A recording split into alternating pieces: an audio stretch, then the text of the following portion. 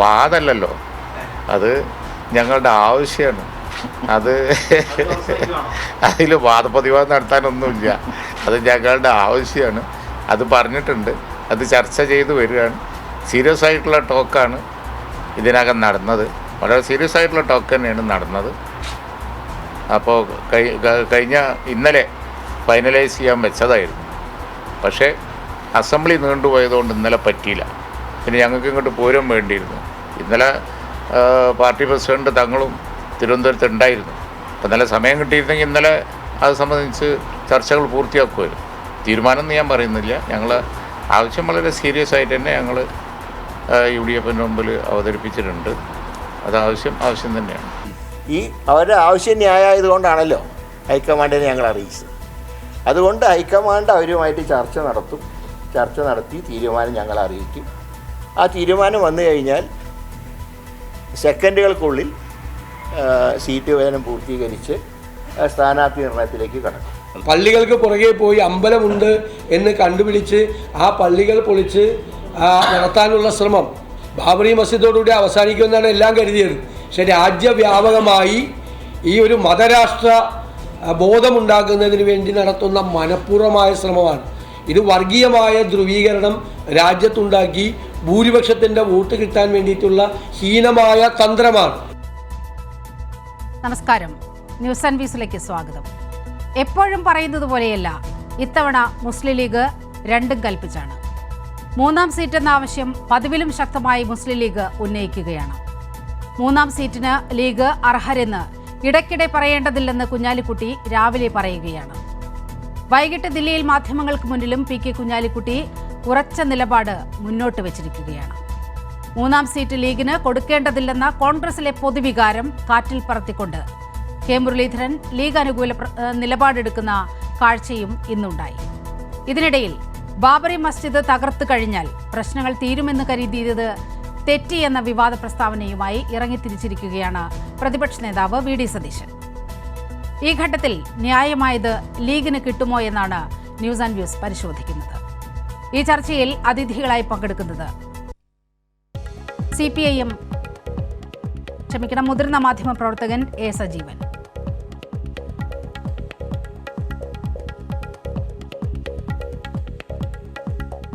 വീക്ഷണം മുൻ editor N Sreekumar,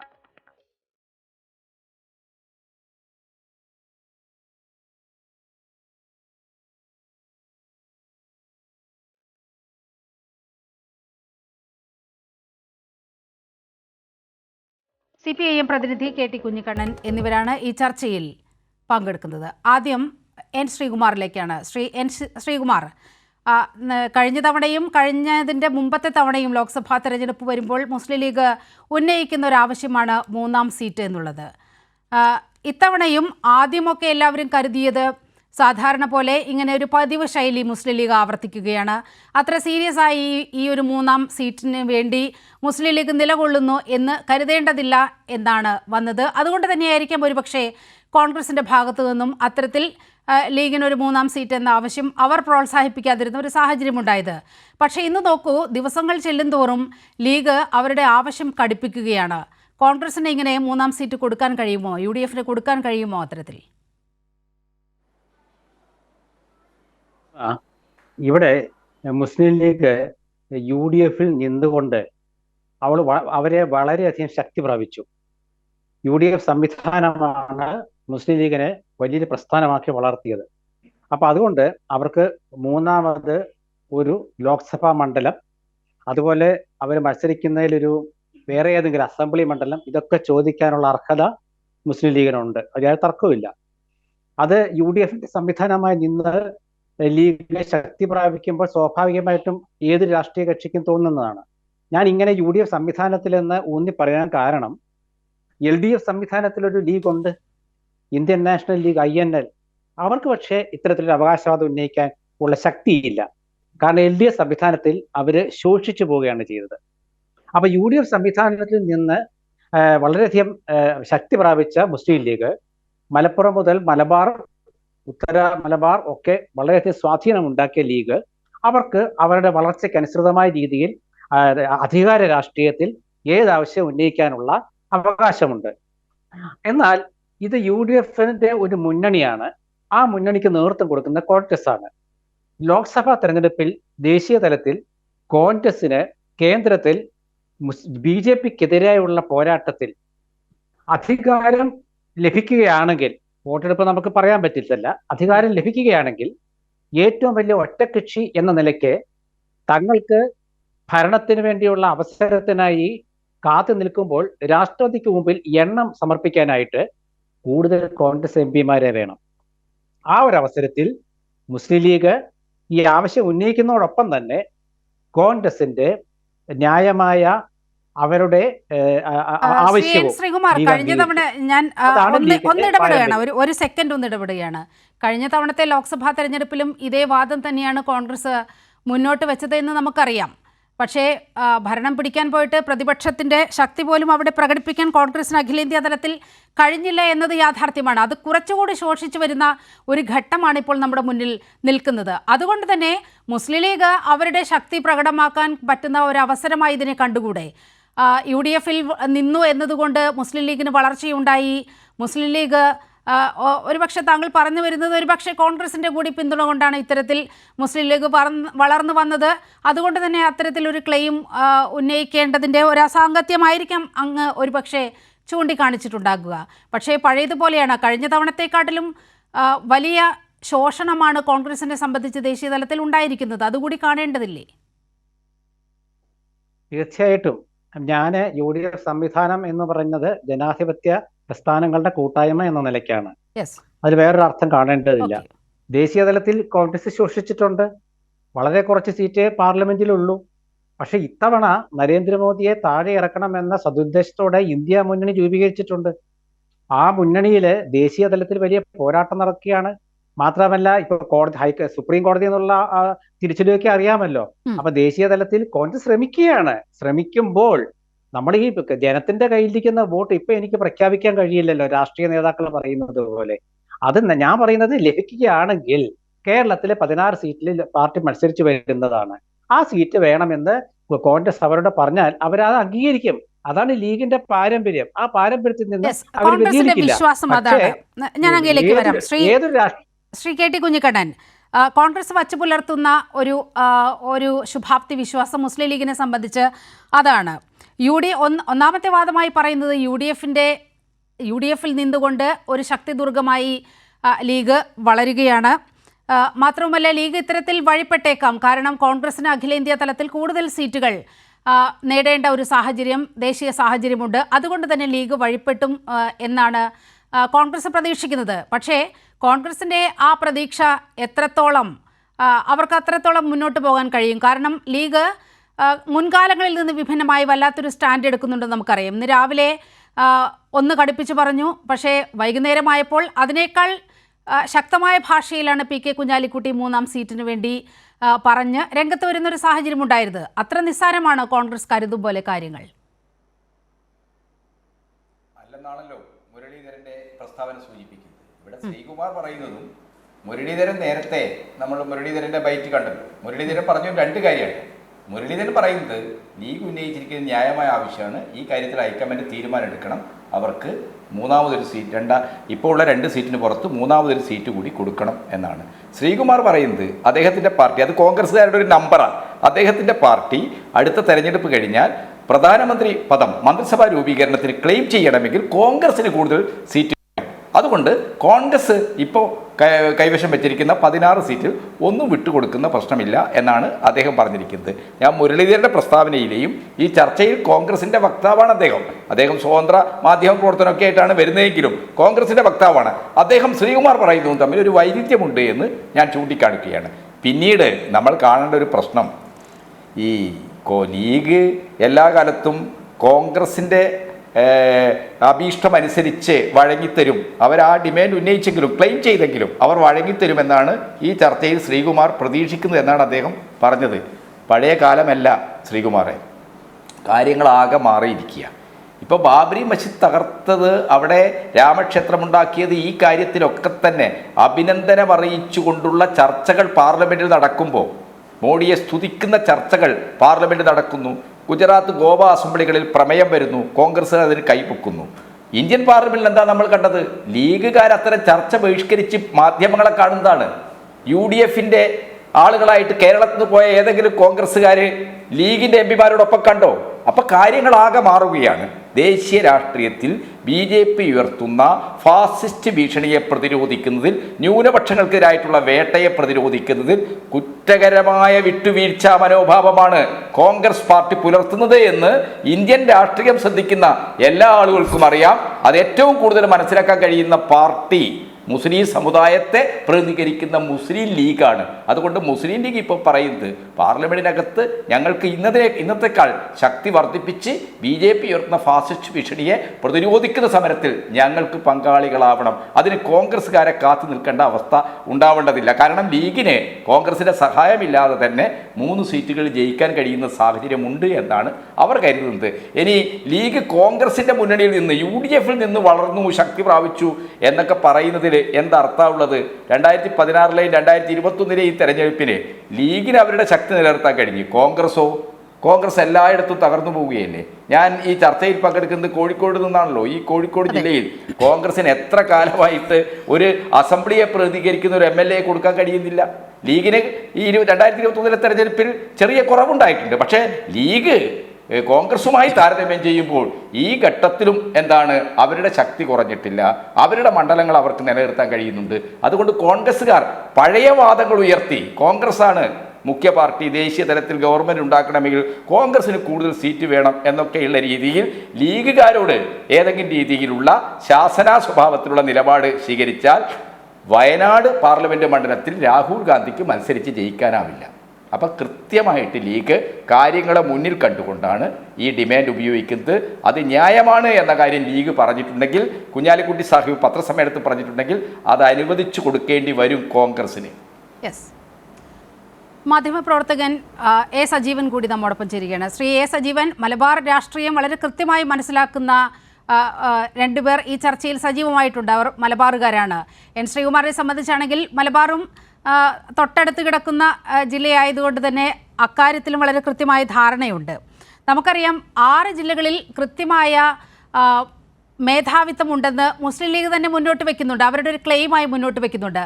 അതുകൊണ്ട് തന്നെയാകാം ഒരുപക്ഷെ വയനാട്, കണ്ണൂർ, വടകര ഈ 3 സീറ്റുകളെ കേന്ദ്രീകരിച്ചുകൊണ്ടാണ് മുസ്ലിം ലീഗ് ഇപ്പോൾ മൂന്നാമതൊരു സീറ്റ് എന്ന വാദം ഉന്നയിക്കുന്നത്. ഈ 3 സീറ്റുകൾ കണ്ട സാഹചര്യത്തിലാണ് വയനാട്ടിൽ രാഹുൽ ഗാന്ധി മത്സരിക്കുന്നില്ലെങ്കിൽ അത് ഞങ്ങൾക്ക് തരൂ എന്ന് പറയുന്നു. കണ്ണൂരിൽ K. സുധാകരൻ ഇല്ലെങ്കിൽ ലീഗിനവിടെ ജയിച്ചു കയറാൻ കഴിയുമെന്നുള്ള ഒരു സാധ്യത വരുന്നു. ഈ സാഹചര്യത്തിലാണ് K. മുരളീധരൻ്റെ ഇന്നത്തെ ഒരു പ്രസ്താവനയെ നമ്മൾ കാണേണ്ടത് എന്നാണ് എനിക്ക് തോന്നുന്നത്. കാരണം 18 സീറ്റിലും സിറ്റിംഗ് MPമാരുണ്ട്. അതാരും വിട്ടുതരാൻ പോകുന്നില്ല എന്ന് K. മുരളീധരൻ പറയുന്നുണ്ട്. പക്ഷേ ഒപ്പം തന്നെ പറയുകയാണ് ഈ മൂന്നാമത്തെ സീറ്റ് എന്ന് പറയുന്നത് അവർക്ക് ന്യായമായ ഒരു സംഗതിയാണ്, ലീഗിന് ന്യായമായ ഒരു സംഗതിയാണ്. എന്താണ് K. മുരളീധരൻ ഇതിലൂടെ ഉന്നയിക്കുന്നത്? ഒപ്പം കോൺഗ്രസിൻ്റെ ഈ നിലപാട് മലബാറിൽ എങ്ങനെയാണ് പ്രതിഫലിക്കുക? K. മുരളീധരൻ ഇത് പറയുന്നത് അദ്ദേഹത്തിനറിയാം, വടകര, വയനാട്, കണ്ണൂർ ഈ 3 മണ്ഡലങ്ങളും, ഈ 3 മണ്ഡലങ്ങളിൽ ഏതെങ്കിലും ഒന്ന് വേണമെന്ന് കോൺഗ്രസ് ചോദിക്കുമ്പോൾ, അല്ല ലീഗ് ചോദിക്കുമ്പോഴും വയനാട്ടിൽ മിക്കവാറും രാഹുൽ ഗാന്ധി തന്നെയായിരിക്കും സ്ഥാനാർത്ഥിയാവുക. അത് രാഹുൽ ഗാന്ധിയെ മാറ്റിയിട്ട് ഞങ്ങൾക്ക് വേണമെന്ന് ഒരിക്കൽ പോലും ലീഗ് പിടിവാശി കാണിക്കില്ല. ഇല്ല. വടകരയുടെ കാര്യത്തിലാണെങ്കിലും അത്ര പിടിവാശി കാണിക്കാനുള്ള സാധ്യത കുറവാണ്. കണ്ണൂരിൽ ഇപ്പോൾ 18 സിറ്റിംഗ് MPമാരിൽ മത്സരിക്കാൻ സാധ്യതയില്ല, താല്പര്യമില്ല, അല്ലെങ്കിൽ അർദ്ധ മനസ്സേ ഉള്ളൂ എന്ന് പറഞ്ഞുള്ള ഒരാൾ സുധാകരനാണല്ലോ. സാധാരണ രീതിയിൽ K. സുധാകരന് അദ്ദേഹം വേണ്ടാന്ന് പറയുന്നതിൻ്റെ പിന്നിലൊരു രാഷ്ട്രീയമുണ്ട്, അത് പിന്നീട് പറയാം. പക്ഷേ അപ്പോൾ അദ്ദേഹം മത്സരിക്കുന്നില്ലെങ്കിൽ സ്വാഭാവികമായിട്ടും മുരളീധരൻ പറയുന്ന പോലെ അപ്പുറം കൊടുക്കുക. കാരണം വടകരയിൽ ജയിച്ചു കയറണമെങ്കിൽ തീർച്ചയായിട്ടും ലീഗിൻ്റെ പിന്തുണ ആവശ്യമാണ്. ലീഗ് ഇല്ലായിരുന്നു എങ്കിൽ വടകരയിൽ ആദ്യത്തെ തവണ മുല്ലപ്പള്ളി രാമചന്ദ്രൻ ജയിക്കില്ലായിരുന്നു. ലീഗ് നൽകിയ, PK കുഞ്ഞാലിക്കുട്ടി നൽകിയ ഉറപ്പിൻ്റെ അടിസ്ഥാനത്തിൽ മാത്രമാണ് അന്ന് അവിടെ മുല്ലപ്പള്ളി രാമചന്ദ്രൻ സ്ഥാനാർത്ഥിയാവാൻ സംഭവിച്ചത്. അദ്ദേഹം ഒരിക്കലും ഞാൻ വടകര ഏറ്റെടുക്കില്ല എന്ന് പറഞ്ഞതായിരുന്നു. പക്ഷേ കുഞ്ഞാലിക്കുട്ടി പറഞ്ഞു ഞങ്ങൾ ജയിപ്പിക്കുമെന്ന് പറഞ്ഞു. അദ്ദേഹം ആ ഒരൊറ്റ ഉറപ്പിൻ്റെ പേരിലാണ് അവിടെ മത്സരിച്ചത്. ഇപ്പോഴും ഇപ്പോൾ മുരളീധരൻ അവിടെ MP ആയിരിക്കുന്നത് പോലും ലീഗിൻ്റെ ബലത്തിൽ മാത്രമാണ്. അപ്പോൾ സ്വാഭാവികമായിട്ടും വടകരയിലെ തൻ്റെ സീറ്റ് ഉറപ്പിക്കണമെങ്കിൽ, വടകരയിൽ താൻ ജയിച്ചു കയറണമെങ്കിൽ എന്തായാലും ലീഗിൻ്റെ പിന്തുണ വേണം. ലീഗ് അല്പം ഒന്ന് വിഘടിച്ച് നിന്നാൽ, ചെറിയൊരു മനപ്രയാസം അവർക്കുണ്ടെങ്കിൽ അവിടെ ജയിക്കാൻ പറ്റില്ല എന്നുള്ള പൂർണ്ണ വിശ്വാസം മുരളീധരനുണ്ട്. അതുകൊണ്ടാണ് അദ്ദേഹം അങ്ങനെ പറഞ്ഞത്. പിന്നീട് ഈ ലീഗിന് കൊടുക്കേണ്ട സാങ്കേതികതയെക്കുറിച്ച് ഇപ്പോൾ നേരത്തെ ശ്രീകുമാർ പറഞ്ഞു, ഞാൻ ചോദ്യത്തിൽ ഇല്ലെങ്കിൽ പോലും അതുകൂടി പറയേണ്ട, അതിലൊരു വസ്തുതാപരമായിട്ടുള്ള പിശകുണ്ട്. കാരണം കോൺഗ്രസ്സിന് പരമാവധി സീറ്റുകൾ കിട്ടിയാൽ മാത്രമേ അവിടെ പ്രധാനമന്ത്രിയായിട്ട് ക്ലെയിം ചെയ്യാൻ പറ്റുകയുള്ളൂ, ഭരണത്തിന് വേണ്ടി അവകാശവാദം ഉന്നയിക്കാൻ പറ്റുള്ളൂ എന്ന് പറയുന്നത് ഒരിക്കലും അത് വസ്തുതാപരമായിട്ടുള്ള സത്യമല്ല. കാരണം അങ്ങനെ വേണ്ടതില്ല. ഇപ്പം ആകെ രാഹുൽ ഗാന്ധി വടകരയിൽ വയനാട്ടിൽ രാഹുൽ ഗാന്ധി മത്സരിക്കുന്നു, അദ്ദേഹം അവിടെ ജയിക്കുന്നു എന്ന് വയ്ക്കാം, അത് മാത്രമേ ഉള്ളൂ കോൺഗ്രസ്സിന്. എന്നാൽ പോലും ഇന്ത്യ മുന്നണിക്ക് ഭൂരിപക്ഷം ഉണ്ടെങ്കിൽ, ഇന്ത്യ മുന്നണിയിലെ മറ്റ് ഘടകകക്ഷികൾക്കെല്ലാം കൂടി ചേർന്നിട്ട് ഒരു കേവല ഭൂരിപക്ഷം കിട്ടുന്നുണ്ടെങ്കിൽ അത് വെച്ചുകൊണ്ട് അവർ പറയുക ഞങ്ങളുടെ നേതാവ് രാഹുൽ ഗാന്ധിയാണ്, അദ്ദേഹമാണ് സർക്കാർ ഉണ്ടാക്കാൻ പോകുന്നത് എന്ന് പറഞ്ഞ് പിന്തുണ കൊടുത്തു കഴിഞ്ഞാൽ രാഹുൽ ഗാന്ധിക്ക് ക്ലെയിം ചെയ്യാം. ഒറ്റ സീറ്റ് മാത്രം മതി.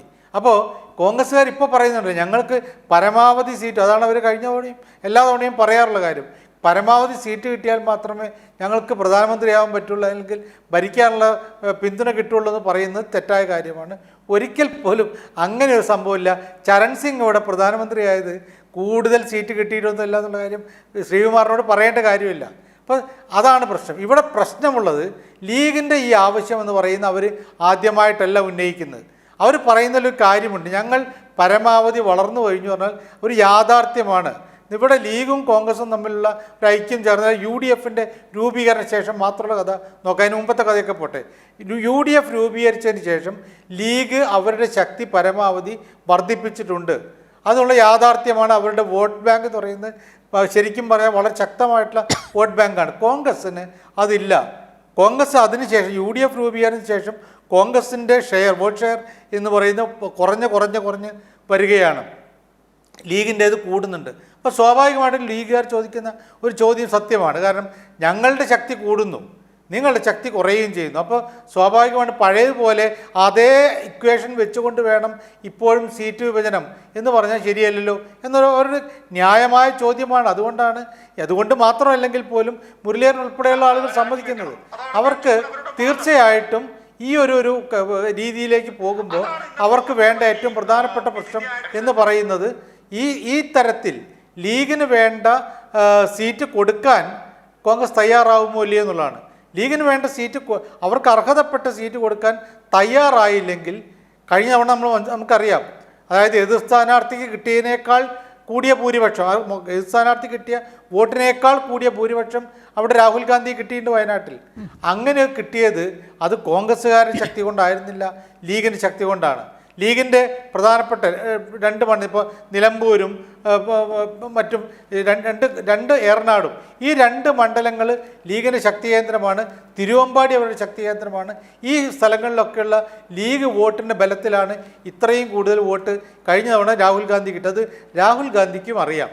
അപ്പോൾ സ്വാഭാവികമായിട്ടും ആ ഒരു ആവശ്യം നിരാകരിക്കുന്നതിന് ഇത്തരത്തിലുള്ള ന്യായങ്ങൾ പറഞ്ഞുകൊണ്ട് പ്രത്യേക കാര്യമായില്ല.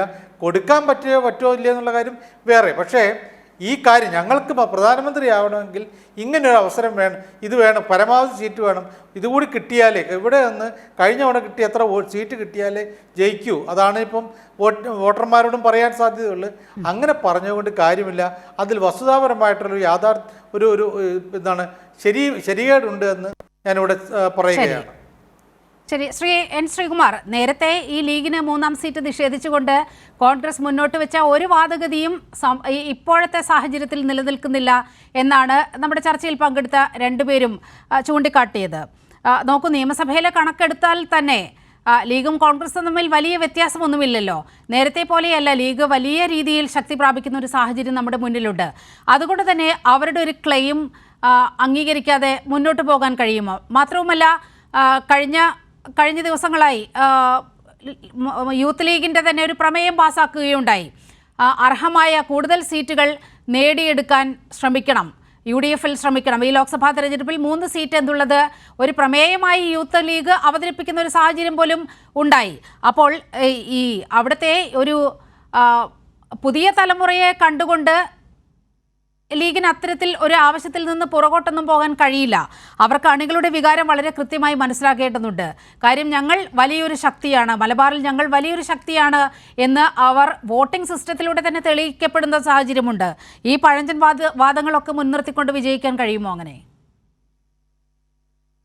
ശ്രീമതി നീലിമ, ഇവിടെ CPM-ന്റെ പ്രതിനിധി പറഞ്ഞതും അതുപോലെ ശ്രീ കുഞ്ഞിക്കണ്ണൻ പറഞ്ഞതും അതുപോലെ എൻ്റെ സുഹൃത്ത് സജീവൻ പറഞ്ഞതും വളരെ ചർച്ചാ വിഷയമാക്കേണ്ടതുണ്ട്.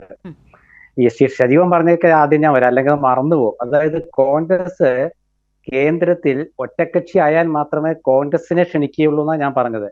അത് ഇപ്പൊ ദേവഗൌഡ പ്രധാനമന്ത്രി ആയതും IK ഗുജറാൾ പ്രധാനമന്ത്രി ആയതും ഒക്കെ നമുക്കറിയാവുന്ന കാര്യമാണ്. കോൺഗ്രസിന്റെ പിൻവലിത്താലാണ് ചന്ദ്രശേഖർ പ്രധാനമന്ത്രി ആയതൊക്കെ. പക്ഷെ ഇവിടെ ഇന്ത്യ മുന്നണി എന്ന് പറയുന്നത് സംവിധാനമായിട്ടില്ല. അത് എല്ലായിടത്തും ഒറ്റക്കക്ഷികളായിട്ട് മത്സരിക്കുകയാണ്. ഇന്ത്യ മുന്നണിയുടെ നേതൃസ്ഥാനം കോൺഗ്രസിന് കൊടുക്കാതിരിക്കാൻ ശ്രമിക്കുന്ന ഒരു സാഹചര്യം കൂടി ഉണ്ടെന്നുള്ളത് മനസ്സിലാക്കണം. മാത്രമല്ല, ഇന്നത്തെ ഇന്ത്യൻ സാഹചര്യത്തിൽ കോൺഗ്രസ് ഒറ്റക്കക്ഷി ആയില്ലെങ്കിൽ ക്ഷണിക്കില്ല. ആ പല ഘടകങ്ങളുണ്ട്, ഒരുപാട് ചർച്ച ചെയ്യേണ്ട വിഷയങ്ങളാണത്. അതാണ് ഞാൻ പറഞ്ഞത്, അതവിടെ നിൽക്കട്ടെ. പിന്നെ ശ്രീ KT കുഞ്ഞിക്കണ്ണൻ പറഞ്ഞൊരു കാര്യമുണ്ട്, പിന്നെ നീലിമ അതിനോട് ഉപോത്ബലകമായി പറഞ്ഞതുകൊണ്ട്. അതായത് ഒരു തെരഞ്ഞെടുപ്പിലെ ജയമല്ല ഒരു സംഘടനയുടെ ശക്തി നിർണ്ണയിക്കുന്നത്. UDF 99-100 ഒക്കെ സീറ്റ് കൊണ്ട് അധികാരത്തിൽ കേരളത്തിൽ വന്നപ്പോൾ CPM-ന്റെ സീറ്റ് എത്രയായിരുന്നു എന്ന് വെച്ചുകൊണ്ട് CPM മോശമാണെന്നോ CPM പൊളിഞ്ഞുപോയെന്നോ ആരെങ്കിലും പറഞ്ഞു? ഇല്ലല്ലോ. ഇപ്പൊ CPM-ന്റെ സീറ്റ് എത്രയാണ്? അത് നമ്മൾ മനസ്സിലാക്കുക. അത് രാഷ്ട്രീയത്തിലെ തെരഞ്ഞെടുപ്പ് കാര്യമല്ല ഞാൻ ഈ പറയുന്നത്. ഇപ്പൊ ഇടതുമുന്നണിയിലെ KM മാണിയുടെ ശ്രീ ജോസ് K മാണിയുടെ ഗ്രൂപ്പ് രണ്ടാമതൊരു സീറ്റ് ചോദിക്കാനൊക്കെ മുതിർന്നില്ലേ? ഇനി അതൊക്കെ വേണ്ട, അവരുടെ രാഷ്ട്രീയ ജനതാദൾ മുന്നണി ഘടകകക്ഷി ഒരു സീറ്റ് തന്നതിന് ഇതാ ഗവൺമെന്റ് തന്ന എല്ലാ സ്ഥാനങ്ങളും രാജിവെക്കാൻ തീരുമാനിച്ചു എന്ന് പറഞ്ഞ് പ്രസ്താവന ഇറക്കിയില്ലേ? ആ പ്രസ്താവന ഇറക്കിയിട്ട് ഇടതുമുന്നണി കൺവീനറായിട്ട് സംസാരിച്ചു, അതൊക്കെ വേറെ വിഷയം. പക്ഷെ RJD എന്താ പറഞ്ഞത്? ഞങ്ങളെ ചതിച്ചു, ഞങ്ങൾക്ക് ലോക്സഭാ മണ്ഡലം തരുന്നില്ല, മാണി ഗ്രൂപ്പ് വേറെ രണ്ടാമത് സീറ്റ് ചോദിക്കാൻ തീരുമാനിച്ചു. ഇതൊക്കെ മുന്നണി രാഷ്ട്രീയത്തിൽ ഇതൊക്കെ വരും, അതിലൊന്നും തെറ്റില്ല. RJDക്ക് സീറ്റ് കൊടുക്കുമോ CPM? RJD വടകര കോഴിക്കോട് മണ്ഡലങ്ങളിൽ ശക്തമല്ലേ? അവർ വിചാരിച്ചാൽ വേണമെങ്കിൽ CPM-നോട് തോൽപ്പിക്കാമല്ലോ, അല്ലെങ്കിൽ UDF-നെ ജയിപ്പിക്കാമല്ലോ, അല്ലെങ്കിൽ CPM-നെ ജയിപ്പിക്കാമല്ലോ. അതിനുള്ള ശക്തിയൊക്കെ വടകര അവർക്കുണ്ട്. അപ്പൊ അതുകൊണ്ട് അതൊന്നും അതൊക്കെ ഒരു മുന്നണി രാഷ്ട്രീയത്തിന്റെ ഭാഗമാണ്. ഇവിടെ ലീഗിന്റെ ചോദ്യത്തിൽ ന്യായമാണെന്നാണ് ഞാൻ പറഞ്ഞത്. പക്ഷേ നമ്മളെ സംബന്ധിച്ചിടത്തോളം മുന്നണി രാഷ്ട്രീയത്തിലെ ഈ അധികാരത്തിന് വേണ്ടിയുള്ള ഒരു മത്സരമാണ് തെരഞ്ഞെടുപ്പ്. ആ തെരഞ്ഞെടുപ്പിൽ പരമാവധി മണ്ഡലങ്ങളും അതുപോലെ തന്നെ മണ്ഡലങ്ങൾ ചോദിക്കാനും ആ മണ്ഡലങ്ങൾ ജയിപ്പിക്കാനും ഉള്ള ഒക്കെ താല്പര്യം എല്ലാ രാഷ്ട്രീയ കക്ഷികൾക്കും കാണും. ഇവിടെ ഇപ്പൊ രസകരമായ വസ്തുത എന്താണ്? ഇവിടെ കുഞ്ഞിക്കണ്ണന്റെ പാർട്ടിക്ക് ഇപ്പൊ ലീഗിനോട് വലിയ പ്രേമമാണ്. കാരണം കഴിഞ്ഞ ദിവസം നിയമസഭയില് മന്ത്രി രാജീവാന്ന് തോന്നുന്നു, അദ്ദേഹം പറയാണ് ലീഗിന് ബാധ്യതയായി UDF എന്ന് വെച്ചാൽ ലീഗ് ഇങ്ങോട്ട് പോരും.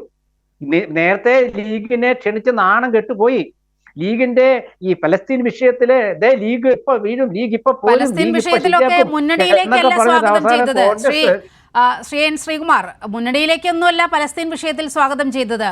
ഈ രാജ്യം നേരിടുന്ന പ്രശ്നം, ആഗോള വ്യാപകമായി നേരിടുന്ന ഒരു പ്രശ്നം, അതിൽ ഒരു ന്യൂനപക്ഷം എവിടെ നിൽക്കണം, ന്യൂനപക്ഷ വിഭാഗം എവിടെ നിൽക്കണം, ആ ന്യൂനപക്ഷ വിഭാഗത്തിന് ശക്തി പകരുന്നൊരു പ്രസ്ഥാനം എന്ന നിലയിലാണ് അന്ന് മുസ്ലിം ലീഗിനെ ക്ഷണിച്ചത്. അല്ലാതെ മുന്നണിക്ക് ശക്തി പകരാനൊന്നും ആയിരുന്നില്ല. ഞാൻ പലസ്തീൻ വിഷയത്തിൽ ലീഗിനെ മുന്നണി ക്ഷണിച്ചു എന്നല്ല പറഞ്ഞത്. പലസ്തീൻ വിഷയത്തിൽ ലീഗിനോടുള്ള CPM-ന്റെ പ്രേമം തുറന്നു കാണിച്ചതാണ്. അത് കോൺഗ്രസ് പലസ്തീൻ വിഷയത്തിൽ കോഴിക്കോട് കടപ്പുറത്ത് വലിയ സമ്മേളനം നടത്തിയപ്പം അത് അവസാനിച്ചു. അതൊക്കെ പോട്ടെ, ഇടതുമുന്നണി കൺവീനറായിട്ട് ചുമതലയേറ്റ EP ജയരാജന്റെ ആദ്യത്തെ പത്രസമ്മേളനം എന്താണെന്നറിയോ? ലീഗ് മുന്നണി ഇടതുമുന്നണിയിലേക്ക് വരണം. അപ്പൊ ആദ്യത്തെ ലീഗിന്റെ ഒരു സ്വഭാവം അറിയോ നീലിമ? അതായത് നമ്മുടെ പൂക്കോയത്തങ്ങളും അതുപോലെ ബാഫക്കിത്തങ്ങളും അവർ രണ്ടുപേരും കൂടെ അന്നൊരു പ്രസ്താവന പറഞ്ഞിട്ടുണ്ട്.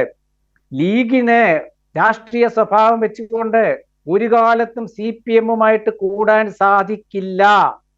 ആ നിലപാടിലാണ് ലീഗ് ഇപ്പൊ നിൽക്കുന്നത്. അത് നിങ്ങൾ മനസ്സിലാക്കുക. മുസ്ലിം ലീഗിന്റെ രാഷ്ട്രീയ നിലപാട് ഒരു മുന്നണിയിൽ നിന്നുകൊണ്ടാണെങ്കിൽ അവർക്ക് അവരുടേതായ നിലപാടുണ്ട്. പക്ഷെ ലീഗ് ആജന്മ മാർക്സിസ്റ്റ് വിരുദ്ധ പാർട്ടിയാണ്. എന്താ സംശയത്തില്? ലീഗ് മാർക്സിസ്റ്റ് വിരുദ്ധ പാർട്ടിയാണ്. ലീഗിന്റെ അണികൾ 99%. അതിൽ കുറച്ചുപേർ ഇല്ലെന്നൊന്നും ഞാൻ പറയുന്നില്ല, താല്പര്യങ്ങളുള്ളവരൊക്കെ ഇല്ലെന്നൊന്നും ഞാൻ പറയുന്നില്ല. പക്ഷേ എത്ര കാലമായി മുസ്ലിം ലീഗിന്റെ പിന്നാലെ CPM നടക്കുന്നു? Yes. നിങ്ങൾ പോകൂ, ഇത് നിങ്ങൾ ഞങ്ങളുടെ ലീഗുമായി കൂടെ ബന്ധപ്പെട്ട് വേണ്ട എന്ന് ലീഗ് പറഞ്ഞാലും നേരിടുന്ന അനീതികൾ ചൂണ്ടിക്കാണിക്കുമ്പോൾ സ്ഥിരം കോൺഗ്രസ് വൃത്തങ്ങളിൽ നിന്നുണ്ടാകുന്ന ഒരു പതിവ് വാദം മാത്രമാണ്. ശ്രീ KT കുഞ്ഞിക്കണ്ണൻ, അങ്ങനെ ലീഗിന്റെ പുറകെ നടക്കേണ്ട ഒരു ആവശ്യം CPM-നോ LDF-നോ ഉണ്ടോ? അല്ല, ശ്രീകുമാർ ചർച്ചയെ മാറ്റുകയാണ്. ഈ CPM ലീഗിന്റെ പിറകെ പോകുന്നതിന്റെയോ ഇത് പ്രണയത്തിന്റെയോ പ്രേമത്തിന്റെയോ ഒന്നും CPM ഒരു പാർട്ടിയേ അല്ല ഈ വിഷയത്തിൽ.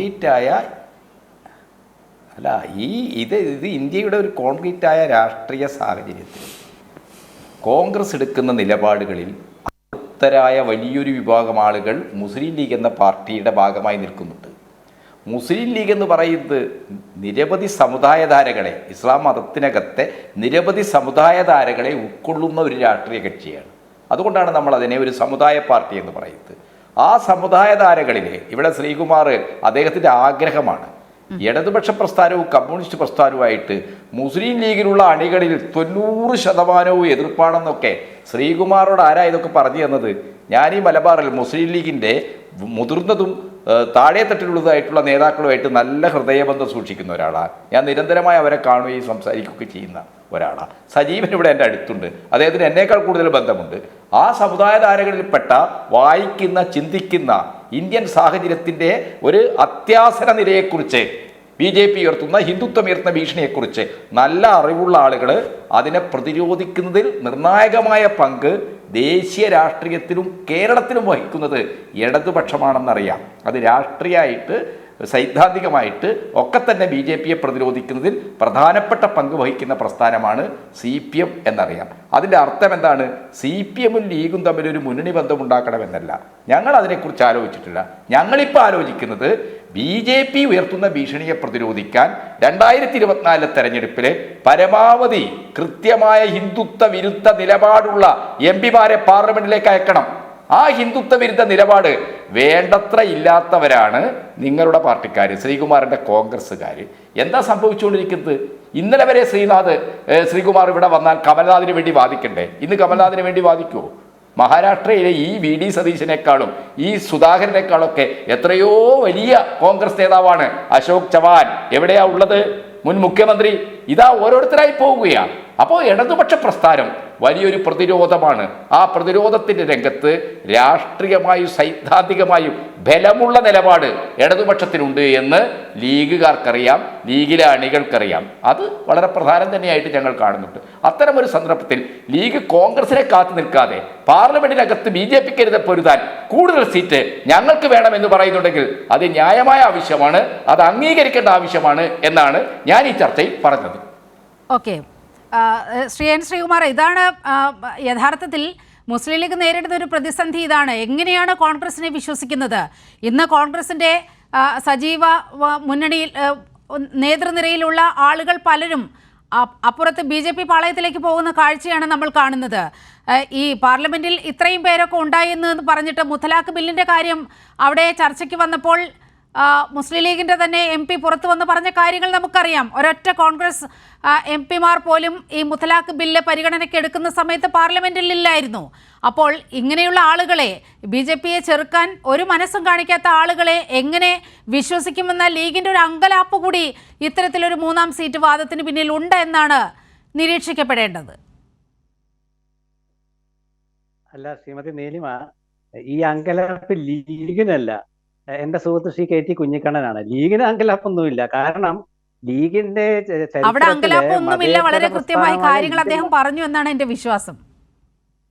അതെ, അതിനെ ഞാൻ പറയുന്നത്. അതായത് ലീഗിന്റെ കോൺഗ്രസിന്റെ മതേതര ചിന്താഗതിയിൽ ആകൃഷ്ടമായിട്ടാണ് ലീഗ് നിൽക്കുന്നത്. അല്ലെങ്കിൽ ലീഗ് എത്രയോ കാലം മുമ്പ് എന്റെ ഇടതുമുന്നണി പോകാമായിരുന്നു. ഇവിടെ ഇടതുപക്ഷം എന്ന് ശ്രീ കുഞ്ഞിക്കണ്ണൻ പറയുമ്പോൾ അദ്ദേഹം ആലോചിക്കേണ്ടത് ആരാണ് ഇടതുപക്ഷം എന്നുള്ളതാണ്. ഇടതുപക്ഷം എന്ന് വെച്ചാൽ മതേതര പ്രസ്ഥാനമാണെന്നുള്ളതാണല്ലോ, അത് തർക്കമില്ലല്ലോ. എല്ലാ ഇടതുപക്ഷ കക്ഷികളും മതേതര പ്രസ്ഥാനമാണ്. കേരളത്തിലെ CPM പല ഘട്ടങ്ങളിൽ എടുത്തിട്ടുള്ള നിലപാടെന്താണ്? ഇപ്പൊ നമ്മൾ പലവട്ടം ചർച്ച ചെയ്ത്, ഇപ്പൊ ഞാൻ ചർച്ചയിലേക്ക് കൊണ്ടുവരാൻ ഉദ്ദേശിക്കുന്നില്ല. പക്ഷേ ഏക സിവിൽ കോഡിനെ കുറിച്ച് പഴയ കാലത്ത് EMSന്റെ നിലപാടെന്തായിരുന്നു? പിന്നെ എങ്ങനെയാണ് മാറിയത്? ഇതൊന്നും ഞാൻ ചർച്ചയ്ക്ക് വിഷയമാക്കുന്നില്ല, പക്ഷെ പറയുകയാണ്. അപ്പൊ അതുകൊണ്ട് ലീഗിനെ കുറിച്ച് കോൺഗ്രസ് എക്കാലവും എടുത്തിട്ടുള്ള നിലപാടുണ്ട്. രാജീവ് ഗാന്ധിയാണ് മുസ്ലിം ലീഗിന്റെ സംരക്ഷണം നൽകിയതെന്ന് ഇപ്പോഴും ഉറക്കെ പറയുന്ന ഒരു പാർട്ടി നേതൃത്വമാണ് പാണക്കാട് കുടുംബം. അത് മനസ്സിലാക്കുക.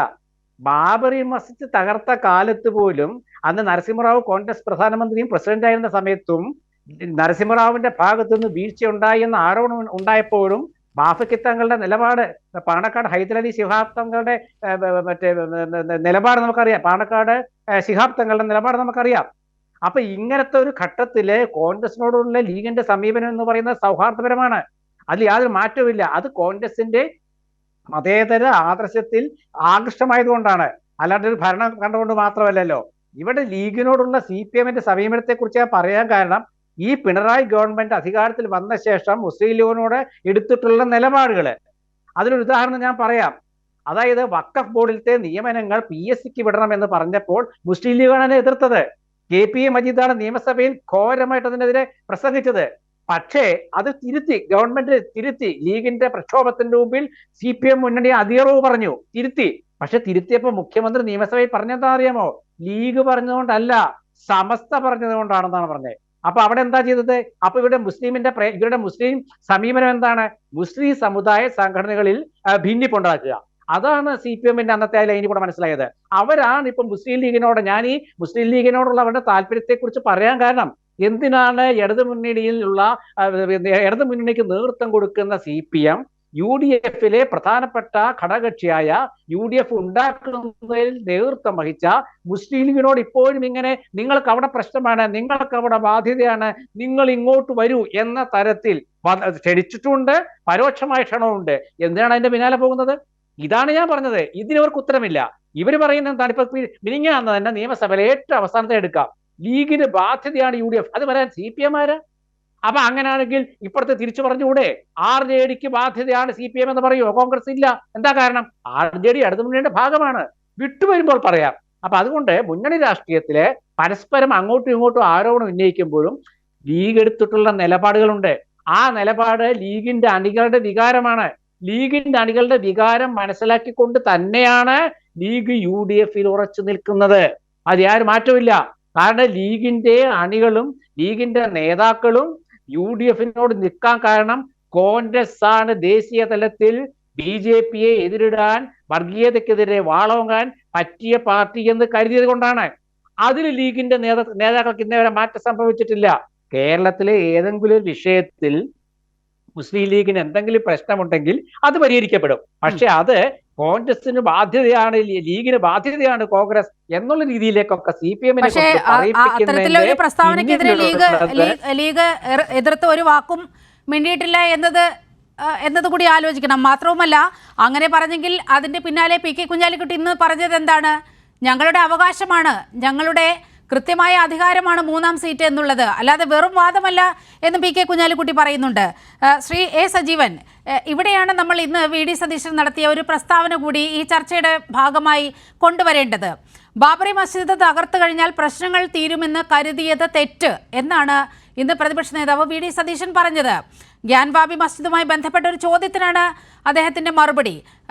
കഴിഞ്ഞ ഒരു ഫ്ലാഷ് ബാക്ക് പോയി കഴിഞ്ഞാൽ ബാബറി മസ്ജിദിന്റെ സമയത്ത് ലീഗ് എടുത്ത ചില നിലപാടുകളുടെ പേരിൽ ലീഗ്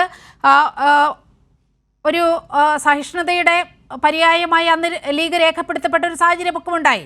പക്ഷേ അണികൾക്കിടയിൽ ആ സന്ദേശമല്ല ഉണ്ടായിരുന്നത്. ലീഗിനെതിരെ വളരെ കൃത്യമായ ആരോപണങ്ങൾ അന്ന് താഴെത്തട്ടിൽ നിന്ന് ഉയർന്നു വരുന്ന ഒരു സാഹചര്യമുണ്ടായി.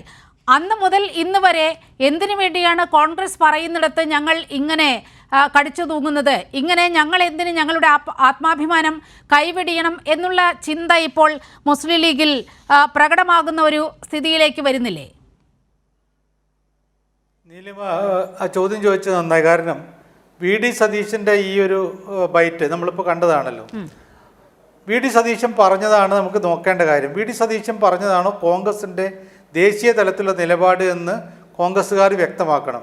കാരണം അദ്ദേഹം പറഞ്ഞത് പള്ളി പൊളിച്ച് അമ്പലം പണിയുക എന്നുള്ളത് ഈ ബാബരി മസ്ജിദോടുകൂടി തീരും എന്നാണ് നമ്മളൊക്കെ വിചാരിച്ചിരുന്നത്. പക്ഷെ അവിടെ നിൽക്കുന്നില്ല, പിന്നീട് ബാക്കിയുള്ള സ്ഥലങ്ങളിലേക്ക് കൂടി പോകുന്നു എന്നാണ്. ഗ്യാൻവാബിയുടെ പ്രശ്നം മറ്റും പറഞ്ഞുകൊണ്ടാണല്ലോ അദ്ദേഹം ഇത് പറയുന്നത്. ഇത് കോൺഗ്രസ്സുകാർ ഇപ്പോൾ പറയുന്നത്, കോൺഗ്രസ് ദേശീയ തലത്തിൽ പറയുന്നത്, ഈ പറയുന്ന രാമക്ഷേത്രം എന്ന് പറയുന്നത് ഹിന്ദുക്കളുടെ മുഴുവൻ വികാരമാണ്. അവിടെ ഇത് BJP പറയുന്ന ദിവസം ഞങ്ങൾ പോയില്ലെങ്കിൽ പോലും ഞങ്ങളെല്ലാവരും പോകുമെന്ന് പറയുന്നു. അത് എല്ലാ ദേശീയ നേതാക്കന്മാരും പറയുന്നു. ഒരു ദേശീയ നേതാവ് പോലും ഇതിനെ തള്ളി പറഞ്ഞിട്ടില്ല. ഇതൊരു ഹിന്ദുക്കളുടെ വികാരമാണ് എന്നാണ്. ഈ നിലപാടാണോ ലീഗിനുള്ളത്? ലീഗിൻ്റെ എന്താണ് സാദിഖ് അലി തങ്ങൾ ഏതാണ്ട് ഇതിനോട് യോജിക്കുന്ന രൂപത്തിലൊരു പ്രസ്താവന നടത്തിയതിനെതിരെ അതിരൂക്ഷമായിട്ടുള്ള പ്രതികരണമാണ് മുസ്ലിം ലീഗിൻ്റെ അണികളിൽ തന്നെ ഉണ്ടായിട്ടുള്ളത്. ഇപ്പോൾ പരസ്യമായിട്ട് അവർ പറയുന്നില്ലെങ്കിൽ പോലും. കാരണം ഇത് നമുക്കറിയാവുന്ന ലീഗിന് ഏറ്റവും കൂടുതൽ പിന്തുണ കൊടുക്കുന്ന ഇത് സമസ്തയാണ്. സമസ്തയുടെ മുഖപത്രം സുപ്രഭാതത്തിൽ ആ സമയത്ത് വന്നുള്ള എഡിറ്റോറിയൽ, കാരണം കോൺഗ്രസ്സുകാർ ജനുവരി 22 ആണല്ലോ, ഇനി ഇഷ്ടം പോലെ സമയമുണ്ടല്ലോ, തീരുമാനിക്കാമല്ലോ എന്നൊക്കെ പറഞ്ഞ് നിന്ന സമയത്ത് അവരെഴുതിയ എഡിറ്റോറിയൽ കൃത്യമായിട്ട് ഇതാണ്: പള്ളി പൊളിച്ച സ്ഥലത്ത് കാല് കുത്താൻ കോൺഗ്രസ് തയ്യാറാകുമോ എന്നുള്ളതാണ്. പള്ളി പൊളിച്ച് അമ്പലം പടിഞ്ഞ സ്ഥലത്ത് കാല് കുത്താൻ കോൺഗ്രസ് തയ്യാറാകുമെന്ന് വളരെ രൂക്ഷമായിട്ടുള്ളൊരു മുഖപ്രസംഗമാണ് അവരെഴുതിയിരുന്നത്. ഇതാണ് ഇപ്പോഴത്തെ ലീഗിൽ തന്നെയുള്ള നല്ലൊരു ശതമാനം ആളുകളുടെ അഭിപ്രായം. കാരണം അത് തെറ്റായ കാര്യമാണ്. അത് തെറ്റല്ല എന്ന രൂപത്തിലാണ് ഇപ്പോൾ കോൺഗ്രസ്സുകാർ പറയുന്നത്. കാരണം ഇത് ഹിന്ദുക്കളുടെ മുഴുവൻ വികാരമാണ് അങ്ങനെ ഒരു ക്ഷേത്രം ഉണ്ടാവുക എന്ന് പറയുന്നത്. ഇപ്പോൾ UAE ഒരു ക്ഷേത്രം പ്രധാനമന്ത്രി പോയിട്ട് പ്രാണപ്രതിഷ്ഠയൊക്കെ നടത്തി പോന്നല്ലോ. അത് വേണമെങ്കിൽ നമുക്ക് ജനങ്ങളുടെ മുഴുവൻ ഇതാണ് ഏക മനസ്സോട് കൂടിയിട്ടുള്ള ഒരു ആരാധനാലയം എന്ന് വേണമെങ്കിൽ പറയാം. കാരണം അവിടെയുള്ള ഈ മതത്തിൽ വിശ്വസിക്കാത്ത, ഹിന്ദു മതത്തിൽ വിശ്വസിക്കാത്ത ആളുകളാണ് അതിനുവേണ്ടി അവിടുത്തെ ഭരണകൂടമാണ് അതിന് സ്ഥലം കൊടുത്തിട്ടുള്ളത്, അതിന് നിർമ്മാണത്തിനുള്ള എല്ലാ സൗകര്യങ്ങളും ചെയ്തു കൊടുത്തിട്ടുള്ളത്. അത് അവിടെ കൂട്ടായിട്ടുള്ള യജ്ഞമായിരുന്നു. ഇത് അങ്ങനെയല്ലല്ലോ. സുപ്രീം കോടതിയിൽ കേസ് നിലനിൽക്കെ ആ കേസിനെ മുഴുവൻ തൃണവൽഗണിച്ചുകൊണ്ടാണ് അവിടെ പള്ളി പൊളിച്ചത്. ആ പള്ളി പൊളിക്കുക എന്ന് പറയുന്ന ഹീനമായ കാര്യം ചെയ്തതിനെ ഇപ്പം ന്യായീകരിച്ച്, അങ്ങനെയാണെങ്കിൽ നേരത്തെ തന്നെ കോൺഗ്രസ് ഭരിക്കുന്ന കാലത്താണ് തന്നെയാണല്ലോ ഈ പൊളിക്കലുണ്ടായത്. ആ പൊളിക്കുന്നതിന് തലേ ദിവസം പോലും വേണമെങ്കിൽ കോൺഗ്രസ്സിന് ഇത് മുഴുവൻ ഹിന്ദുക്കളുടെ വികാരമാണ് എന്ന് പറഞ്ഞിട്ട് അത് വിട്ടുകൊടുക്കാമായിരുന്നല്ലോ. എന്തുകൊണ്ട് കൊടുത്തില്ല? അപ്പോൾ സ്വാഭാവികമായിട്ടും അങ്ങനെയുണ്ട്. പക്ഷേ അതേ സമയത്ത് രഹസ്യമായിട്ട് ഇപ്പോൾ നരസിംഹറാവുവിനെ എല്ലാവരും കുറ്റപ്പെടുത്തുന്നു. നരസിംഹറാവുവിൻ്റെ കാലത്ത് മാത്രമാണോ ഈ സംഭവം ഉണ്ടായിട്ടുള്ളത്? ഇപ്പോൾ ഈ സംഘപരിവാറിന് പോലും വേണ്ടാത്ത ഒന്നുള്ള അന്നത്തെ പഴയ രാംലല്ല വിഗ്രഹം, ആ രാംലല്ല വിഗ്രഹം എങ്ങനെയാണ് ആ പള്ളിക്കകത്ത് എത്തിയിരുന്നത്?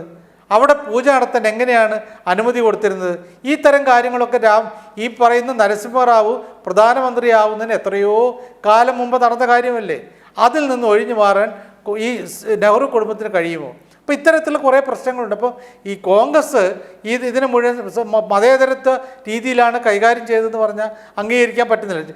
തീർച്ചയായിട്ടും സതീശൻ്റെ ഈ നിലപാട്, സതീശൻ പറഞ്ഞത് ആത്മാർത്ഥമായിട്ടാണ് ഞാൻ വിചാരിക്കുക. അന്നും അദ്ദേഹം ന്യായീകരിക്കാൻ പോയിട്ടില്ല. അവിടെ ആരാധനാലയത്തിൽ രാമക്ഷേത്രത്തിൽ അവിടെ പ്രാണപ്രതിഷ്ഠയുടെ സമയത്ത് പോകാൻ പാടില്ല എന്നുള്ള നിലപാട് ശക്തമായി എടുത്തിരുന്ന ഒരാൾ അന്ന് സതീശനായിരുന്നു. പക്ഷേ സതീശനല്ലാതെ ഇവിടെ കെ സുധാകരൻ ഉൾപ്പെടെയുള്ള ആളുകൾ ആരും അതിലേക്ക് എടുത്തില്ല. അങ്ങനെ ആ നിലപാട് എടുക്കാതിരുന്ന ഒരു കോൺഗ്രസ്സിന് എങ്ങനെയാണ് ഈ തരത്തിൽ ഞങ്ങൾ മതേതരവാദികളാണ് എന്ന് പറയാൻ പറ്റുക? അതിനോട് എങ്ങനെയാണ് മുസ്ലിം ലീഗിന്, ഞാൻ തീർച്ചയായിട്ടും സമ്മതിക്കുന്നു, സാദിഖ് അലി തങ്ങൾ അങ്ങനെ ചെയ്തത് നന്നായി, കാരണം അത് മതേതരത്വത്തിൻ്റെ പ്രതീകമാണ്, അതിനെ നമ്മൾ കുറ്റപ്പെടുത്താൻ പാടില്ല എന്നൊക്കെ അദ്ദേഹം പറഞ്ഞത്, അത് പണ്ട് മുഹമ്മദ് അലി ശിഹാബ് തങ്ങൾ പറഞ്ഞതിനോട് കൂട്ടി വായിക്കാൻ പറ്റുന്ന കാര്യമല്ല. ശിഹാബ് തങ്ങൾ പറഞ്ഞത് ആ സമയത്ത് വളരെ കൃത്യമായിരുന്നു. കാരണം പള്ളി പൊളിച്ച സമയത്തുണ്ടാവുന്ന വികാരം പൊട്ടിത്തെറിയിലേക്ക് പോകാതിരിക്കാനാണ് സംയമനം പാലിക്കണം എന്ന് അദ്ദേഹം പറഞ്ഞു. അല്ലെങ്കിൽ ഇത് മതേതര ഇന്ത്യയുടെ ഭാഗമായിട്ടുള്ളതാണ് ഈ തകർക്കൽ എന്ന് അദ്ദേഹം സമ്മതിക്കായിരുന്നില്ല. പക്ഷേ ഇപ്പോൾ അത് ഹിന്ദുക്കളുടെ താല്പര്യമാണ് അവിടെ ക്ഷേത്രം എന്നുള്ളത് കാര്യം പറയുമ്പോൾ അത് തകർത്തതിനെ പോലും ന്യായീകരിക്കുന്ന രീതിയിലേക്ക് ആണ് സാദിഖ് അലി തങ്ങൾ പോയിട്ടുള്ളത്. അപ്പോൾ അത്തരത്തിലുള്ള കാര്യങ്ങളിലൊക്കെയുള്ള പ്രശ്നങ്ങളുണ്ട്. അതാണ് സമസ്തയെ പോലുള്ള സംഘടനകൾ വളരെ വ്യത്യസ്തമായ നിലപാടെടുക്കുന്നത്. അവർ വ്യത്യസ്തമായ നിലപാടെടുത്തപ്പോൾ 2021 സംഭവിച്ച കാര്യം നമുക്കറിയാമല്ലോ. എന്തുകൊണ്ടാണ് പിണറായി സർക്കാരിന് ഭരണ തുടർച്ച ഉണ്ടായിട്ടുള്ളത്? അതിൽ പ്രധാന ഘടകം ഞാൻ കൃത്യമായിട്ടും വിശ്വസിക്കുന്നത് അത് സമസ്തയുടെ ഈ തരത്തിലുള്ള ഒരു നിലപാടാണ്, ലീഗിൽ നിന്നും വ്യതിരിക്തമായിട്ടുള്ള നിലപാടാണ് എന്നുള്ളതാണ്. ഇപ്പോഴും ലീഗ് തന്നെ ഇത്തരം കാര്യങ്ങൾ ന്യായീകരിക്കുകയാണെങ്കിൽ ലോക്സഭയിലും സംഭവിക്കാൻ പോകുന്നത് ലീഗിന് സ്ഥിരമായിട്ട് വോട്ട് ചെയ്തുകൊണ്ടിരുന്ന പല ആളുകളും മാറി ചെയ്യാനുള്ള സാധ്യതയാണ്. അത് ഒഴിവാക്കാൻ കൂടിയാണ് ലീഗ് ഈ 3ാം സീറ്റ് ആവശ്യപ്പെടുന്നത്. ശ്രീ കെ ടി കുഞ്ഞിക്കണ്ണൻ, ഈ ലീഗിന്റെ ഇപ്പോഴത്തെ ആവശ്യം എന്ന് പറയുന്നത് ഒരു സീറ്റ് പ്രശ്നം മാത്രമല്ല, അവർ അടിസ്ഥാനപരമായി അവർ നേരിടുന്ന, അവർ അണികളെ പറഞ്ഞ് ബോധിപ്പിക്കേണ്ട കുറേ കാര്യങ്ങൾക്കുള്ള ഒരു ഉത്തരം കൂടിയാണ്.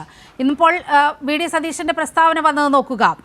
ആ സമയത്ത് 92-ൽ ഉത്തർപ്രദേശിലും അതുപോലെ കേന്ദ്രത്തിലും കോൺഗ്രസ് ഭരിക്കുന്ന സമയത്താണല്ലോ ഈ മതേതര ഇന്ത്യയുടെ അങ്ങേയറ്റത്തൊരു മുറിവ് ഈ രാജ്യത്തിന് ഏൽക്കേണ്ടി വരുന്നത്. അത് ഒരു മതരാഷ്ട്ര നിർമ്മിതിക്കുള്ള ഒരു നീക്കമാണ് എന്ന് തിരിച്ചറിയുന്നതിൽ കോൺഗ്രസ് വൈകിപ്പോയി എന്നൊരു കുറ്റസമ്മതം കൂടി വി ഡി സതീശന്റെ വാക്കുകളിലില്ലേ? ഇതടക്കമുള്ള പ്രശ്നങ്ങളല്ലേ ഈ 3-ാം സീറ്റിന്റെ പേരിൽ ഈ പൊതുസമൂഹത്തിലേക്ക് ഉയർന്നു വരുന്നത്? അല്ല നീലിമ, വി ഡി സതീശൻ്റെ വാക്കുകളിൽ കുറ്റസമ്മതമല്ല. ഞങ്ങൾ വിചാരിച്ചത് ബാബരി മസ്ജിദ് തകർത്ത് രാമക്ഷേത്രം പണിയുന്നതോടുകൂടി അവർ ഈ പണി അവസാനിക്കുന്നതാണ്. അങ്ങനെ പറയുന്ന ഒരാൾ എന്താണ് സംഘപരിവാർ രാഷ്ട്രീയത്തെയും ഇന്ത്യയിൽ ഹിന്ദുത്വമുയർത്തുന്ന ഭീഷണിയെയും എത്ര ലഘൂകരിച്ചാണ് കാണുന്നത് എന്നതാണ്. സംഘപരിവാറിനെ സംബന്ധിച്ചിടത്തോളം അവർ വളരെ ആസൂത്രിതമായ മുൻകൂട്ടി തീരുമാനിക്കപ്പെട്ട ഒരു പദ്ധതിയുടെ അടിസ്ഥാനത്തിലാണ് പ്രവർത്തിക്കുന്നത്. ആ പദ്ധതിയിൽ ഏറ്റവും പ്രധാനമാണ് അയോധ്യ തൊട്ട് ഇന്ത്യയിലെ നിരവധി പ്രദേശങ്ങളിലെ ക്ഷേത്രങ്ങൾ ചരിത്രത്തിൻ്റെ പല കാലങ്ങളിലായിട്ട് ഹിന്ദുക്കൾക്ക് നഷ്ടപ്പെട്ടു പോയിട്ടുണ്ടെന്നും മുസ്ലിങ്ങൾ ആക്രമിച്ച് തകർത്തിട്ടുണ്ടെന്നും അവിടെ പള്ളികൾ പണിതിട്ടുണ്ടെന്നും അതെല്ലാം തിരിച്ചു പിടിക്കണം. 3000 ക്ഷേത്രങ്ങളുടെ ലിസ്റ്റ് പ്രസിദ്ധീകരിച്ചവരാണ് അവർ. ഇപ്പോൾ കുറെ കൂടി തീവ്രവാദികളായ ഹിന്ദു സന്യാസിമാരൊക്കെ 3000 അല്ല 30,000 ഉണ്ട് എന്നൊക്കെ പറഞ്ഞുകൊണ്ടിരിക്കുന്നുണ്ട്. എന്ന് പറഞ്ഞാൽ അതിൻ്റെ അർത്ഥം എന്താണ്? ഇന്ത്യയുടെ ചരിത്രത്തിൻ്റെ ഒരു ഘട്ടത്തിൽ തങ്ങൾക്ക് നഷ്ടപ്പെട്ടതെന്ന് പറഞ്ഞ് ഏത് ആരാധനാലയവും തകർക്കും. സതീശൻ കാണേണ്ടത് ഗ്യാൻബാബിയും അതേപോലെ തന്നെ മധുരയിലെ ഈദ്ഗാഹും മാത്രമല്ല, ഷാഫി ഈദ്ഗാഹ് പള്ളി മാത്രമല്ല, ഇപ്പം തന്നെ ഉത്തർപ്രദേശിലെ ബാഗ്പത്തിലെ ഒരു ദർഗ തകർത്തു കഴിഞ്ഞു. മദ്രസകൾ ഉത്തരാഖണ്ഡിൽ എന്താണ്? മദ്രസകൾ തകർക്കുകയാണ്.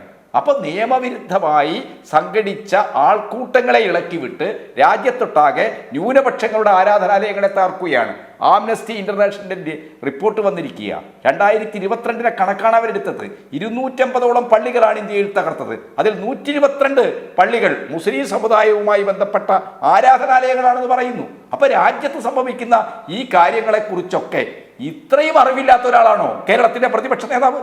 ആ പ്രതിപക്ഷ നേതാവിൻ്റെ വാക്കുകളിൽ വളരെ വളരെ വളരെ വളരെ കുറ്റകരമായ ഒരു ധ്വനിയുണ്ട്. ആ ധ്വനി എന്താണ്? സംഘപരിവാറിൻ്റെ അജണ്ടയെ ലഘൂകരിച്ച് കാണുക എന്നതാണ്. ഞങ്ങൾ പറയുന്നത് കോൺഗ്രസിന് യഥാർത്ഥത്തിൽ ശ്രീകുമാർ പറയട്ടെ, ഈ സംഘപരിവാറിൻ്റെ ഹിന്ദുത്വ അജണ്ടയോട് എന്തെങ്കിലും എതിർപ്പുണ്ടോ? ഏതെങ്കിലും രീതിയിൽ അതിനെ പ്രതിരോധിക്കണമെന്ന ഒരു രാഷ്ട്രീയ ജനാധിപത്യ വാഞ്ച സംഘപരിവാറിനുണ്ടോ? കോൺഗ്രസിനുണ്ടോ? അവർ സംഘപരിവാറിനെ താലോലിച്ച് കഴിയണം. സംഘപരിവാറിൻ്റെ അജണ്ടയിൽ കളിച്ച് വോട്ട് വാങ്ങിക്കണം. ഇനി കോൺഗ്രസിന് സ്വന്തമായി ജയിക്കാൻ കഴിയുന്നില്ലെങ്കിൽ BJPയിലേക്ക് ചാടാൻ യാതൊരു മടിയുമില്ലാത്ത, ഒരു പ്രത്യയശാസ്ത്ര പ്രതിബദ്ധതയുമില്ലാത്ത ആളുകളാണ് ഇന്നത്തെ കോൺഗ്രസിൻ്റെ വലിയ ശതമാനം നേതാക്കൾ. അതിൽപ്പെട്ട ഒരാളാണോ വി ഡി സതീശൻ എന്നാണ് ഇപ്പോൾ അദ്ദേഹത്തിൻ്റെ ഈ ബൈറ്റ് കാണുമ്പോൾ നമ്മൾ സംശയിക്കേണ്ടത്. അപ്പോൾ തീർച്ചയായിട്ടും കോൺഗ്രസ്സുകാരെ സംബന്ധിച്ചിടത്തോളം അവർക്ക് ചാഞ്ചാട്ടങ്ങളുണ്ട്, അവർക്ക് അവസരവാദമുണ്ട്. അവർ BJPയെയും ഹിന്ദുത്വ അജണ്ടയെയും എതിർക്കുന്നതിൽ വിട്ടുവീഴ്ച കാണിക്കുന്നുണ്ട്. ഇതെല്ലാം ഈ രാജ്യത്തെ ജനാധിപത്യവാദികളിലും ന്യൂനപക്ഷ ജനസമൂഹങ്ങളിലും വലിയ രീതിയിലുള്ള സംശയം ജനിപ്പിച്ചിട്ടുണ്ട്. കോൺഗ്രസിനെ വിശ്വസിക്കാൻ പറ്റുമോ എന്ന ആശങ്ക എല്ലാവർക്കുമുണ്ട്.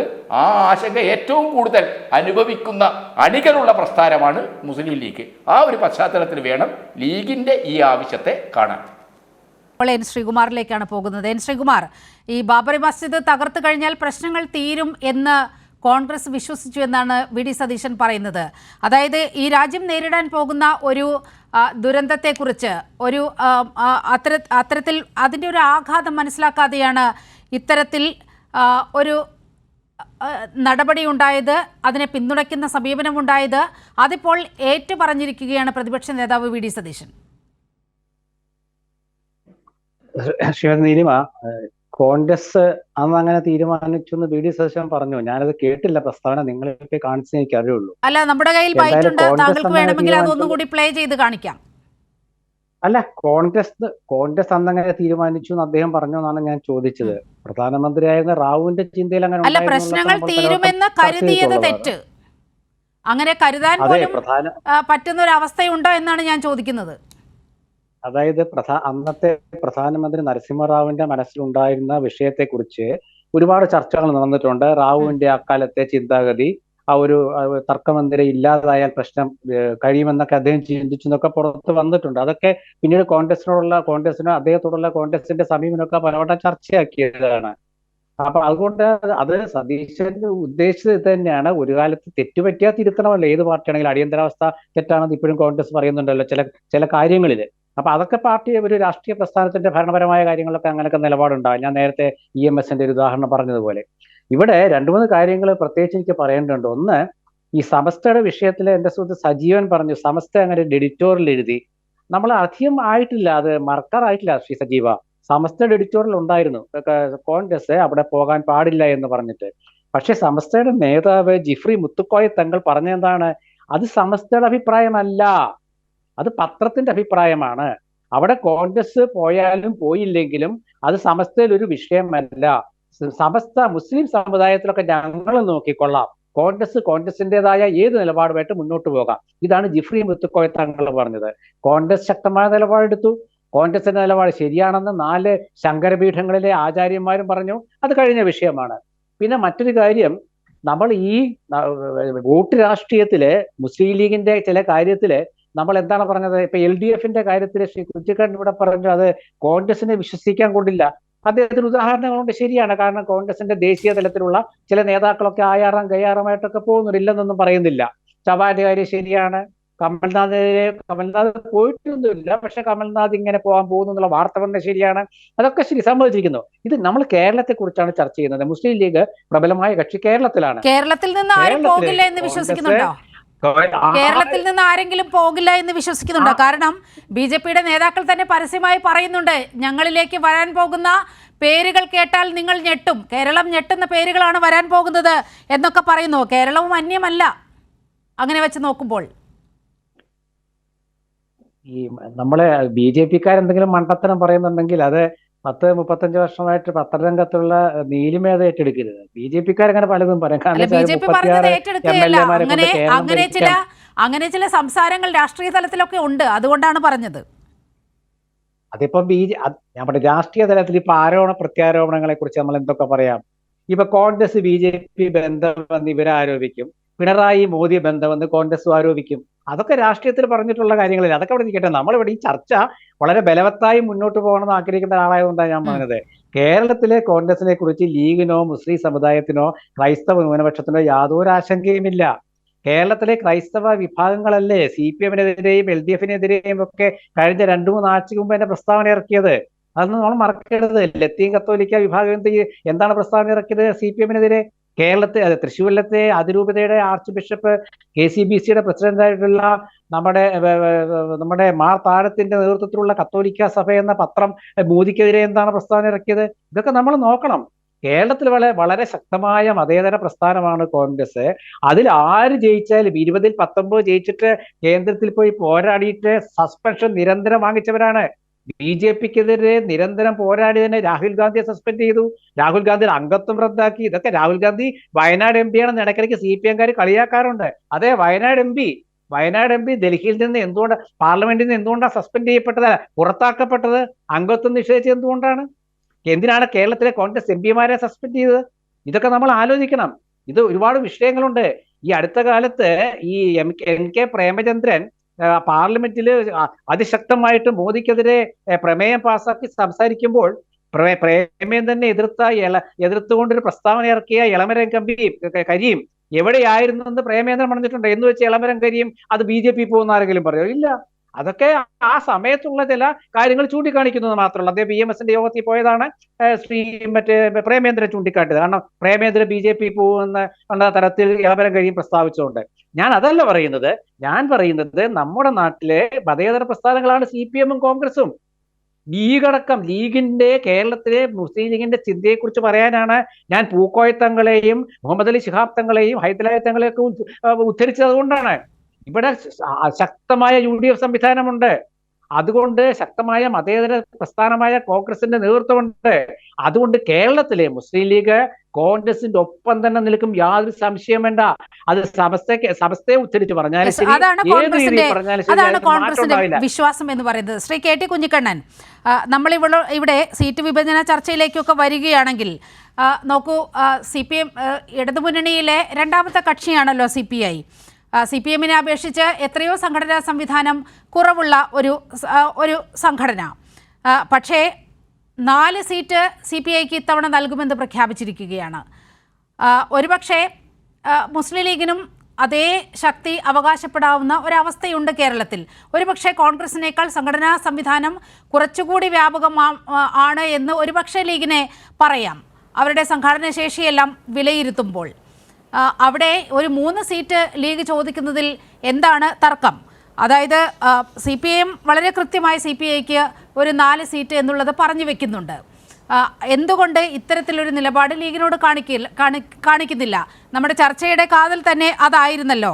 ഇനി ഇങ്ങനെ ഒരു വിട്ടുവീഴ്ചയും നടത്താതെ കോൺഗ്രസിന് മുന്നോട്ട് പോകാൻ കഴിയൂ? നീലിമയുടെ നടത്തിയ നിരീക്ഷണം ശരിയാണ്. ഇടതുപക്ഷ ജനാധിപത്യ മുന്നണിയിലെ രണ്ടാമത്തെ കക്ഷി CPI ആണ്. CPIക്ക് ഇടതുപക്ഷ ജനാധിപത്യ മുന്നണി 4 സീറ്റ് കൊടുക്കുന്നുണ്ട്. UDFിലെ രണ്ടാമത്തെ കക്ഷി കോൺഗ്രസ് കഴിഞ്ഞാൽ രണ്ടാമത്തെ കക്ഷി മുസ്ലിം ലീഗാണ്. അതിൽ പിന്നെ ജനപിന്തുണയുടെ കാര്യമൊക്കെ നോക്കും. ഇന്നത്തെ ഒരു അവസ്ഥയിൽ രണ്ടാമത്തെ കക്ഷി ആരാണെന്നുള്ള കാര്യത്തിലും പ്രശ്നമുണ്ടാകും. അതിൻ്റെ ഒരു വിശദാംശങ്ങളിലേക്ക് ഞാനിപ്പോൾ പോകുന്നില്ല. എന്തായാലും UDFിലെ രണ്ടാമത്തെ കക്ഷി മുസ്ലിം ലീഗാണ്. അപ്പോൾ സ്വാഭാവികമായിട്ടും എന്താണ്, നീലിമയുടെ നടത്തിയതുപോലെ ഒരു 3 സീറ്റ് എന്നുള്ള അവരുടെ ഡിമാൻഡ് ഒട്ടും ഒരു അധിക ആവശ്യമല്ല. ഏതെങ്കിലും രീതിയിലുള്ള ഒരു അധിക ആവശ്യം അവർ ഉന്നയിച്ചു എന്ന് ആർക്കും അവരെ കുറ്റപ്പെടുത്താൻ പറ്റില്ല. അത് വളരെ ന്യായമാണെന്ന കാര്യം ശ്രീകുമാറും തീരുമാനിച്ചു. പക്ഷെ ന്യായമായ കാര്യം അനുവദിക്കാൻ മുന്നണിക്ക് പറ്റില്ല. അതെന്തുകൊണ്ടാണ്? കോൺഗ്രസിന് പ്രധാനമന്ത്രിയാണെങ്കിൽ കൂടുതൽ സീറ്റ് കിട്ടണമെന്നാണ്. അത് സജീവൻ തന്നെ ഈ ചർച്ചയിൽ അത് വസ്തുതാപരമായി ശരിയല്ല.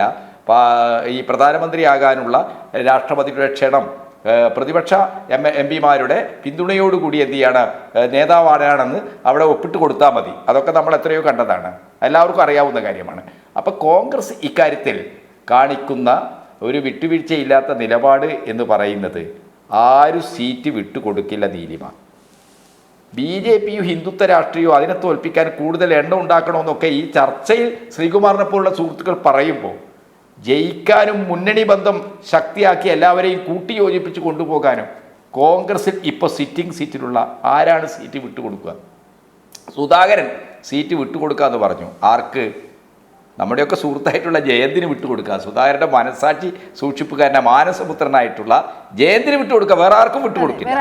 അപ്പൊ ഇപ്പോൾ ഉള്ള സിറ്റിംഗ് സീറ്റ് ആര് വിട്ടുകൊടുക്കും? ഒരാളും വിട്ടുകൊടുക്കില്ല. അതാണ് കോൺഗ്രസ് നേരിടുന്ന പ്രശ്നം. പക്ഷെ മുരളീധരൻ അറിയാം സീറ്റ് കൊടുക്കില്ല. പക്ഷെ ലീഗുകാരെ സഹായം ഇല്ലെങ്കിൽ വടകരയിൽ നിൽക്കാൻ പറ്റില്ല മുരളീധരന്. അതുകൊണ്ട് തന്നെ എന്താണ്, മുരളീധരൻ ഒരു പ്ലീസിംഗ് പ്രസ്താവനയാണ്. ആ പ്രസ്താവനയിൽ പോലും ആത്മാർത്ഥതയില്ല എന്നാണ് ഞാൻ കാണുന്നത്. ശ്രീ എ സജീവൻ, അതിൻ്റെ ബാക്കിയാണ് അങ്ങയിൽ നിന്ന് അറിയേണ്ടത്.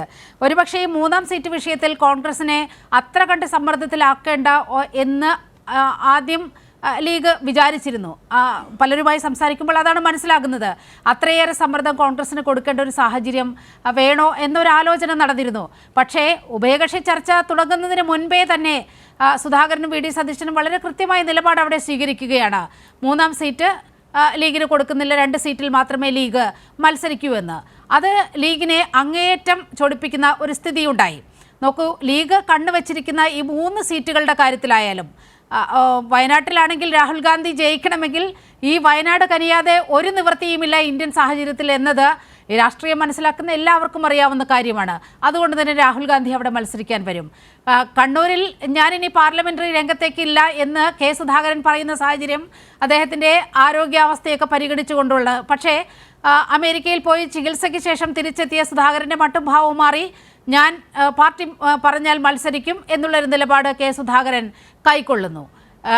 മുരളീധരൻ്റെ കാര്യത്തിലാണെങ്കിൽ വടകര വിട്ടുകൊടുത്തുകൊണ്ടുള്ള ഒരു കളിക്കും K. മുരളീധരനും തയ്യാറായില്ല. അപ്പോൾ എങ്ങനെയാണ് ലീഗിനെ അനുനയിപ്പിക്കാൻ കഴിയുക? ലീഗിനെ അനുനയിപ്പിക്കാനല്ല, ലീഗ് കോൺഗ്രസിൽ തന്നെ പല ആളുകൾക്കും ഈ ഒരു സീറ്റ് ലീഗിന് കൊടുക്കണം എന്ന് പറയുന്നത് ലീഗിനോടുള്ള പ്രേമം കൊണ്ടല്ല. ഒന്നാമത്തേത് കണ്ണൂരിൽ സുധാകരൻ മത്സരിക്കാൻ പാടില്ല എന്നുള്ള ആഗ്രഹമുള്ള കോൺഗ്രസ്സുകാർ നല്ലൊരു ശതമാനമുണ്ട്. അദ്ദേഹത്തിൻ്റെ നോമിനിക്ക് സീറ്റ് കൊടുക്കാൻ പാടില്ല എന്ന് വിചാരിക്കുന്ന ആളുകളുണ്ട്. കാരണം സുധാകരൻ ഇപ്പോഴെന്താ പറയുന്നത്, സുധാകരൻ ജയന്തിന് കൊടുക്കാമെന്നൊക്കെ പറയുന്നുണ്ടെങ്കിൽ പോലും സുധാകരൻ ഇപ്പോൾ അവസാനം പറഞ്ഞാൽ അരസമ്മതത്തിന് ഞാൻ ഹൈക്കമാൻഡ് അങ്ങനെ നിർബന്ധിച്ചാൽ ഞാൻ കൊടുക്കും. പക്ഷേ ചില കാര്യങ്ങൾ സംസാരിക്കാൻ എന്താണ് രണ്ടും ഒരുമിച്ച് കൊണ്ടുപോകണം. KPCC പ്രസിഡന്റ് സ്ഥാനവും വേണം, MP സ്ഥാനവും വേണം.